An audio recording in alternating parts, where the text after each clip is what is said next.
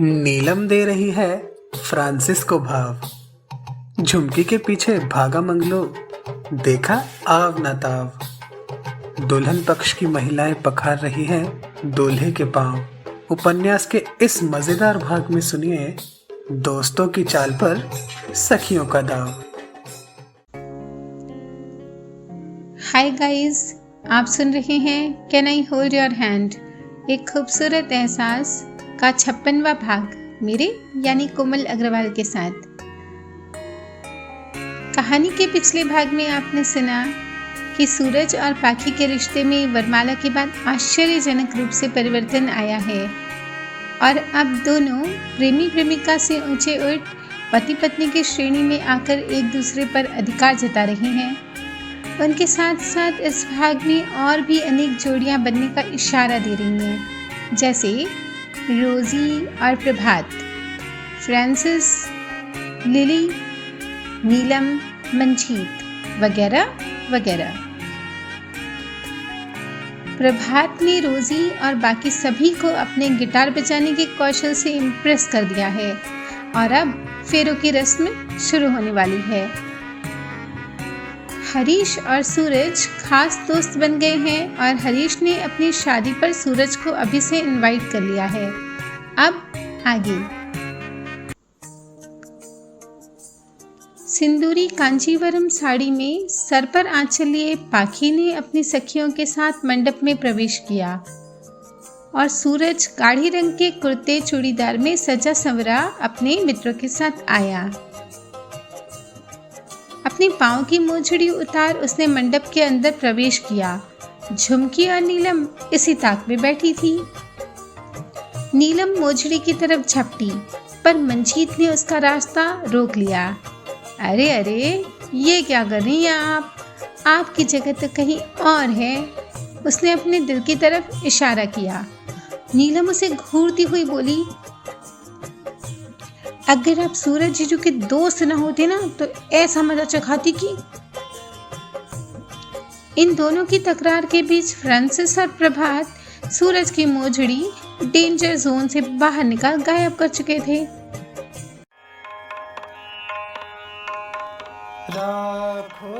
इधर मंडप में दूल्हे के पांव पखारने की रस्म आरंभ हुई।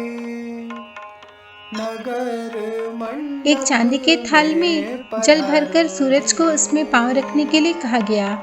जो पद पंकज लक्ष्मी सेवित, सूरज ने थाल में अपने पांव रखे।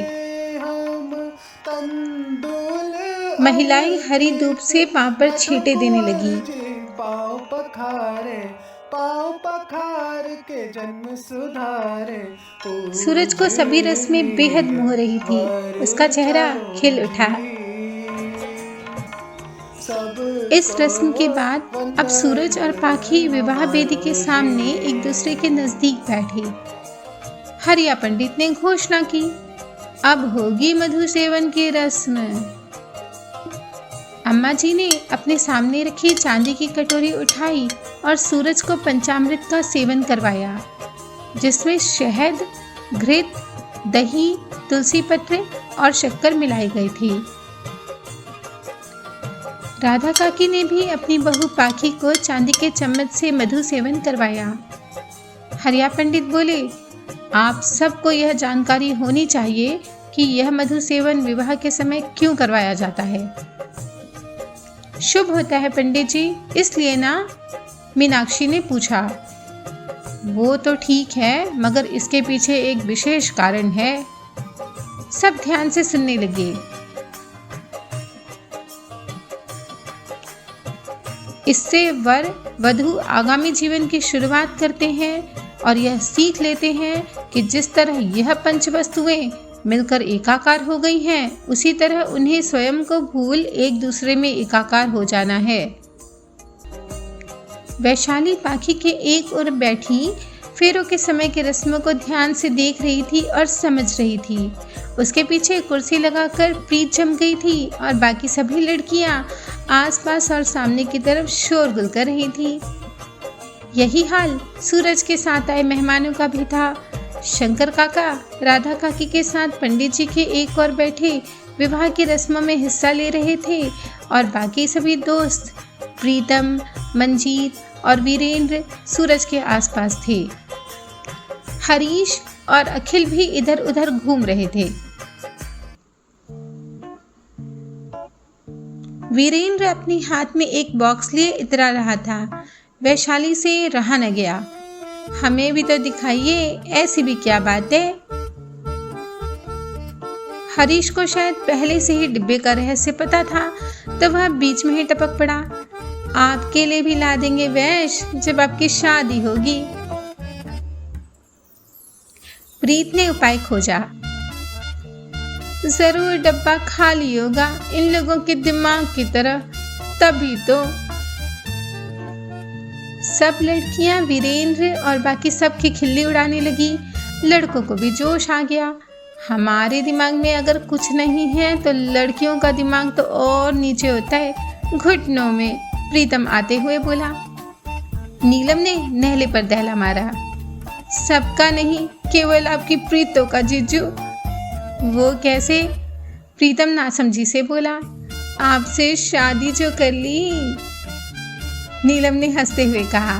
रानी ताली बजाने लगी। ज्यादा उछलने की जरूरत नहीं है, अभी आप लोगों को दिखाते हैं कि डब्बा खाली है कि भरा हुआ। हरीश बोला। सूरज ने इशारे से हरीश को मना किया। वीरेंद्र बोला, अच्छा, अगर डब्बा खाली हुआ तो आज का डिनर कैंसिल।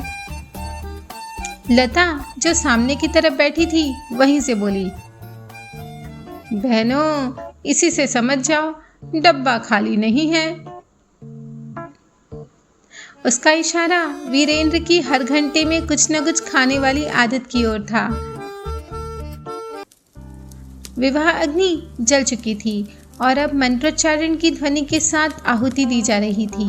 ओम तत्पुरुषाय विद्महे महादेवाय धीमहि तन्नो रुद्र प्रचोदयात्।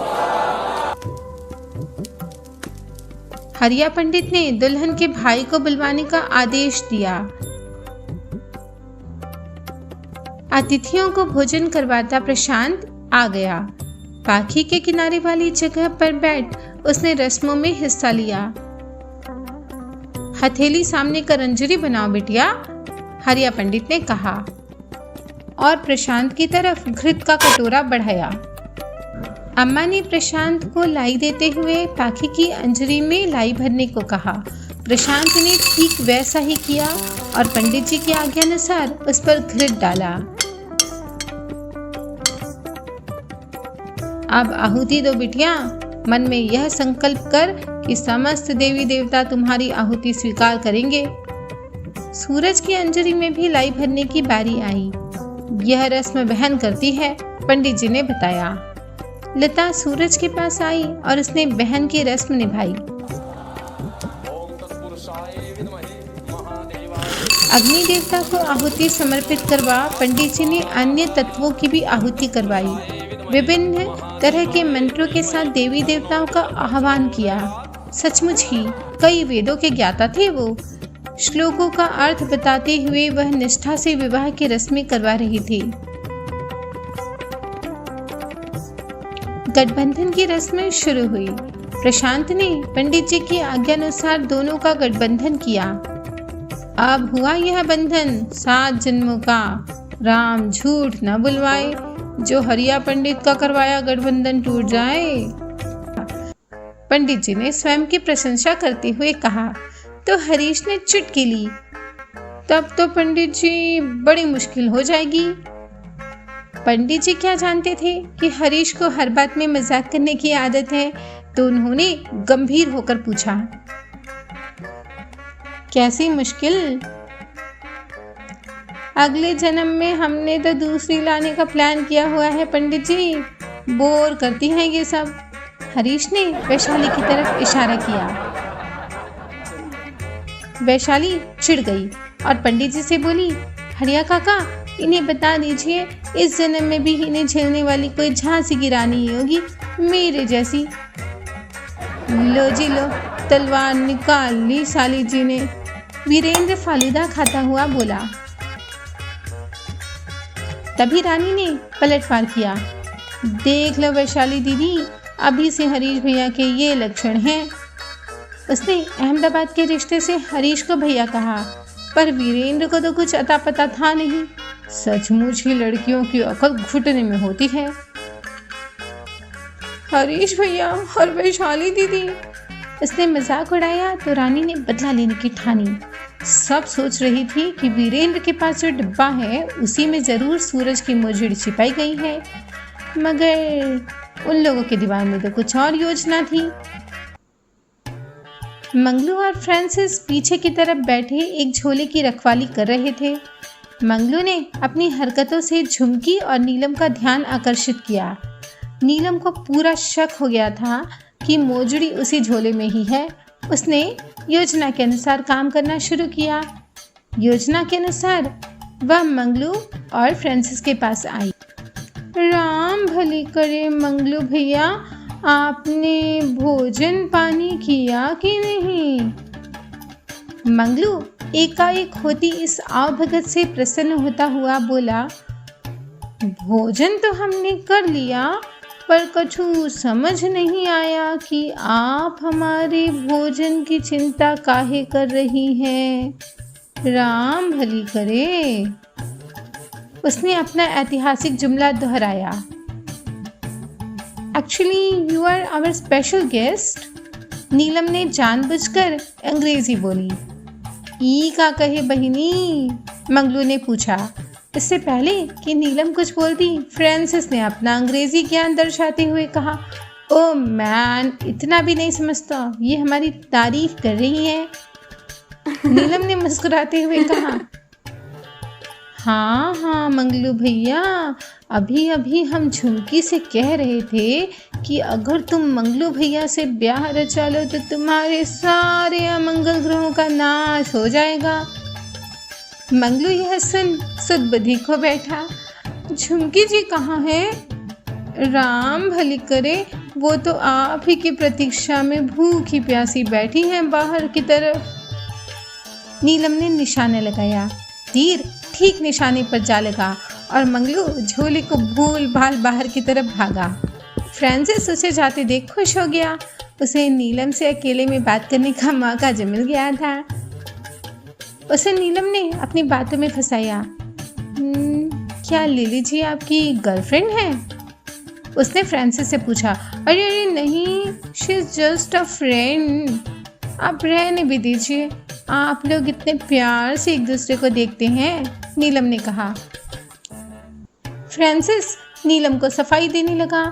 झुमकी जो वहीं पीछे छिपी हुई थी, फ्रांसिस की नज़र हटते ही झोले के भीतर पड़े डब्बे को निकाल दूसरा डब्बा रख अंतर ध्यान हो गई। इधर रानी और वैशाली ने योजना के मुताबिक काम करना आरंभ कर दिया था। सब लोग विवाह की रस्में देखने में व्यस्त थे। रानी वीरेंद्र के पास आई और बोली, चलिए गुरविंदर भैया आपको डिनर लेने के लिए बुला रहे हैं। डिनर की बात सुन वीरेंद्र के पेट में खलबली मचने लगी। प्रभात को उसने डब्बा संभालने को कह मंजीते के साथ बाहर का रास्ता लिया, जहां हरीश और प्रीतम पहले से ही डिनर लेने के लिए बैठे हुए थे। अखिल भी अपनी पत्नी अरुणा के साथ बैठा डिनर खा रहा था। पंकज टोली और गुरविंदर के सभी भाई उन्हें भोजन परोस रहे थे। इधर भवन के अंदर रानी और वैशाली ने प्रभात को अपनी बातों में फंसा लिया। आप कभी अहमदाबाद नहीं आए? रानी ने पूछा। बड़ी अच्छी जगह है, प्रभात ने जवाब दिया। कभी मौका मिलेगा तो जरूर आऊंगा। तुम रोजी के साथ आ जाना मेरी शादी पर, वैशाली ने उसे अपनी शादी में आमंत्रित करते हुए कहा। रोजी का नाम सुन प्रभात शर्माने लगा। क्या बात है, आप तो अभी से शर्मा रहे हैं, वैशाली ने छेड़ा। वैसे आपकी रोजी है कहाँ? रानी ने पूछा। तीर ठीक निशाने पर जा लगा और प्रभात रोजी को खोजने लगा। इतने में उसकी नज़र बचा वैशाली ने वैसा ही एक डब्बा असली डब्बे की जगह रख दिया और डब्बे को लेकर रफू चक्कर हो गई। तो दोस्तों, जूते हो चुके हैं गायब, वो भी सूरज की मित्र मंडली की नाक के नीचे से। अब देखना ये है कि लड़कियों ने खाली डिब्बों में क्या रखा है उनके लिए उपहार। ये जानने के लिए आप कीजिए अगले भाग का इंतजार। और हम नाम बताने जा रहे हैं इस बार जिन्होंने कमेंट बॉक्स में भेजी है गीतों की सही संख्या। अभिषेक कुमार गुप्ता और मदीना खान। जी हाँ, ये हैं दो इंसान जिन्होंने दिया है सही जवाब। तो सोच क्या रहे हैं? आप भी सही उत्तर देकर अपनी बुद्धिमत्ता का परिचय दीजिए और कनेक्टिंग ड्रीम्स के साथ कनेक्टेड फील कीजिए। हम मिलेंगे अगले भाग में। Stay tuned with connecting dreams, जो दे सपनों को पंख।